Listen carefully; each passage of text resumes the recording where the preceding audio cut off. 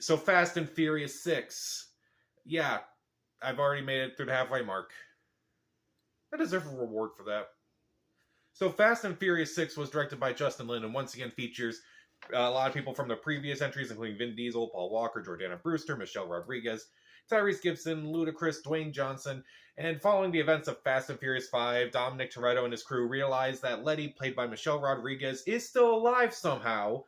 How, we don't know entirely, but she's working with this really bad guy and they have to track him down, try to get him arrested and such.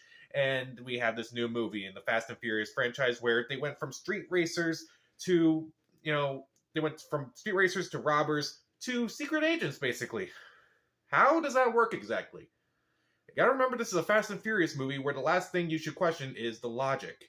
So this was a movie that I remember looking forward to because I enjoyed Fast 5. I thought that was a really good time. That was a fun movie overall. Didn't take itself too seriously. And I felt like it was everything that the Fast and Furious franchise should be. Fun, doesn't take itself too seriously, focuses on the action and just the bond between the characters.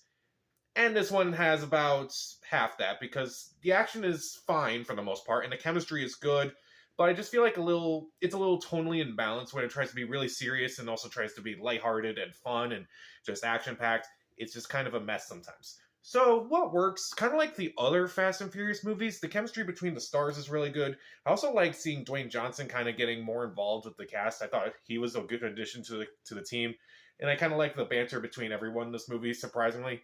And also, I kind of like seeing more from Michelle Rodriguez. I feel like with this movie, she gets a lot more to do, surprisingly. I'd argue that her character hasn't really had a whole lot in the franchise since the very first movie.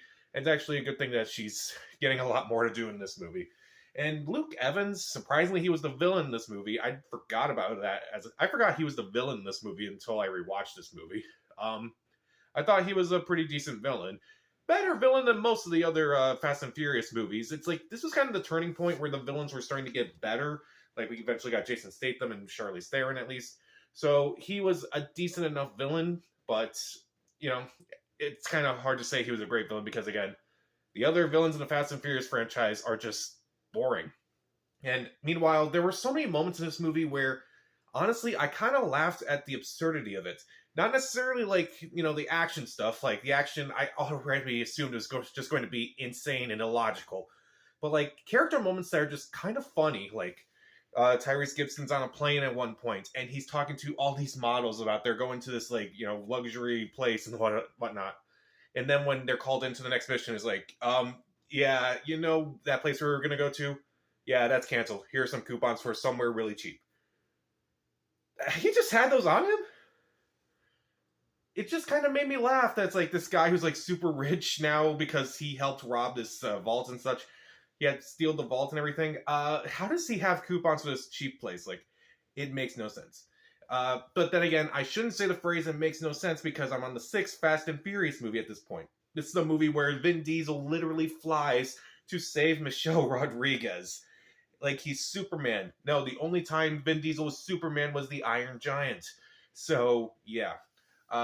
Meanwhile, the action is fine overall. Like, the action sequences themselves are pretty fine. The car chases, the fight scenes, they're decent enough.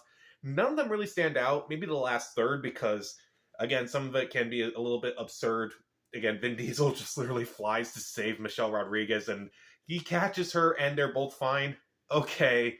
And then there's that whole ending on the plane and such where a lot of things happen. And I was kind of thinking, like, this is the action-packed version of Toy Story 2, if you know what I mean.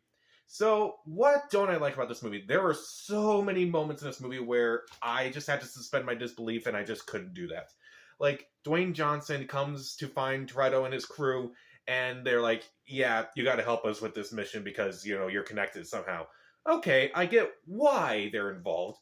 But it's also kind of stupid to me because, like, in Fast 5, they got away with it. It's like, we can't catch them. In the next movie, it's like, okay, we caught you. Like, instead of arresting them, they just, go help them. They help him with this whole mission, trying to track this guy down that Letty's working for. And it's just stupid, in my opinion. And again, a lot of the action scenes can be a little over the top. They're not quite as bad as some of the later ones, like Fate of the Furious and Fast 9. But it's like, it's just getting to the point where it's like, it's getting there. It's getting to the weird, not necessarily, weird's not the right word, but just ridiculous and stupid. and a lot of the jokes fall flat. I feel like when they're intentionally being funny, it falls flat. When it's like not being funny and like accidentally funny, it's funnier to me than it is when they're actually trying to be funny. Occasionally, some jokes work. Like there's like a couple jokes between Dwayne Johnson, Ludacris, and Tyrese Gibson at the end. But other than that, not a whole lot in this movie's funny.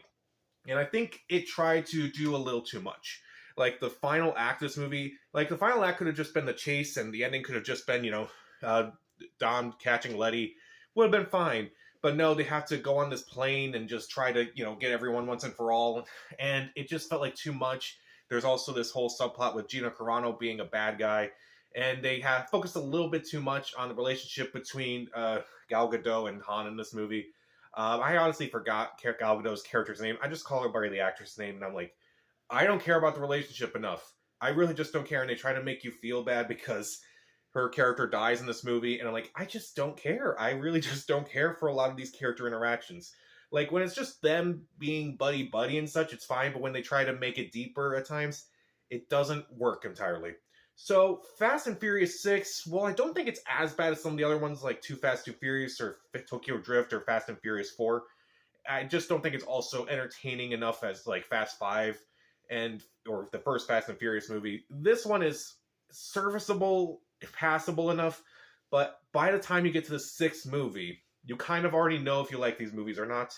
And even though like I did enjoy some of the interactions with the characters, I kind of like seeing more from some of the characters, and some of the action's pretty good, and admittedly can be unintentionally funny at times. I just couldn't suspend my disbelief enough. I felt the jokes fell flat a lot of the times. I felt like it tried to do too much, and it kind of just dragged the movie out a lot for me. And it just didn't care a lot about some of the interactions. Fast and Furious 6 is not nearly as bad as some of those other movies, but it's okay. I'll give Fast and Furious 6 2 out of 4 stars. Stream it. So, what's your favorite Fast and Furious movie so far? Comment down below, subscribe to the channel. This is Pat. I gotta wrap these up soon.